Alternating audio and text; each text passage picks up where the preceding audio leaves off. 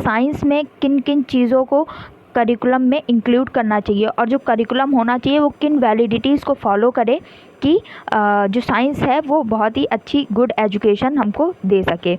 तो यहाँ पे आप देख सकते हैं 6 क्राइटेरिया हैं यहाँ पे।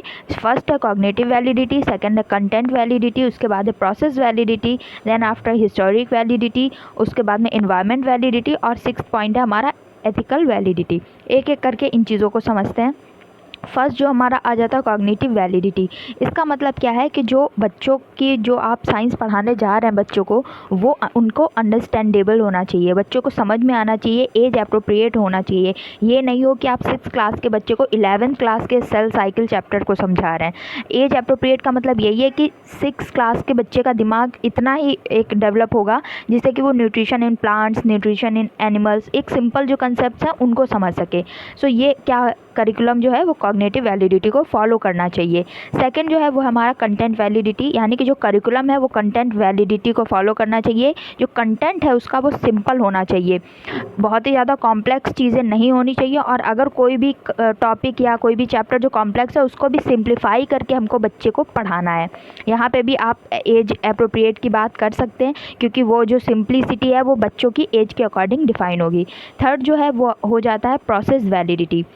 प्रोसेस वैलिडिटी का मतलब ये है कि साइंस करिकुलम में कुछ ऐसी चीज़ें होनी चाहिए जो बच्चों को इंगेज करे, जिससे कि बच्चे जो हैं वो जो साइंस का नॉलेज गेन कर रहे हैं उनको एक किसी ना किसी प्रोसीजर्स के थ्रू सीखें। उनको प्रोसेस में बच्चों को आप इन्वॉल्व कर लीजिए, उनसे कोई एक्टिविटीज़ करा लीजिए जिससे वो खुद जनरलाइज करें, खुद साइंटिफिक नॉलेज और उसके इन्फॉर्मेशन का जनरेशन कर सकें, उसको वैलिडेशन कर सकें। ये चीज़ प्रोसेस वैलिडिटी में हमारी आ जाएगी। इसके साथ नेक्स्ट पॉइंट ये होता है कि इससे क्या होगा, अगर बच्चे खुद ही प्रोसेस में इन्वॉल्व होंगे, खुद ही वो अपना नॉलेज का जनरेशन कर रहे हैं, तो उनके अंदर क्यूरियोसिटी और क्रिएटिविटी को भी इंक्रीमेंट मिलेगा।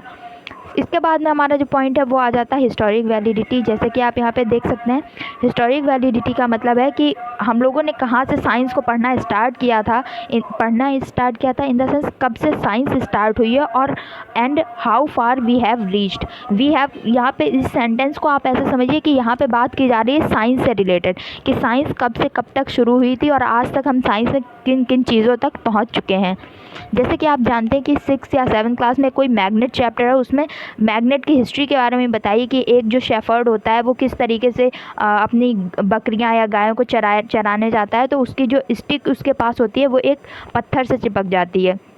तब आप वो एक नेचुरल जो पत्थर होता है वो एक नेचुरल मैग्नेट होता है। तो आज मैग्नेट हम लोग कहाँ क्या पढ़ते हैं, किस किस टाइप की होती हैं, क्या उसकी एक तरीके से प्रॉपर्टीज़ होती हैं और उसकी स्टार्टिंग कहाँ से हुई, तो ये हिस्ट्रीज़ को भी फॉलो करना चाहिए हमारा करिकुलम।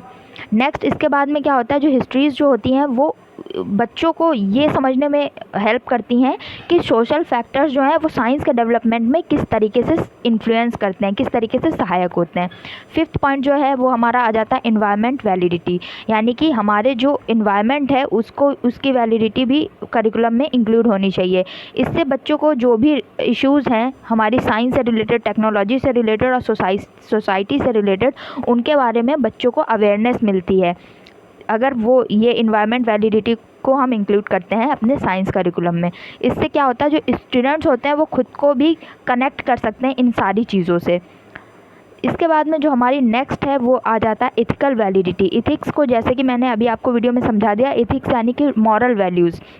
तो साइंटिफिक करिकुलम ऐसा होना चाहिए जो इथिकल वैलिडिटी को भी फॉलो करे और उसमें जो इसका मतलब है कि जो बच्चे हैं उनके अंदर ऐसी वैल्यूज़ डेवलप हों जैसे कि honesty, objectivity, cooperation and freedom. मतलब जो भी आज समाज में एग्जिस्टिंग सोसाइटी में जो भी फियर और प्रेजुडिस एग्जिस्ट कर रहा है उससे उनको फ्रीडम मिल सके, उनके अंदर ऐसी वैल्यूज़ हों जिससे वो उनसे ओवरकम हो सकें, उनसे बाहर निकल सकें और साथ ही साथ अपनी लाइफ को और बेटर बना सकें।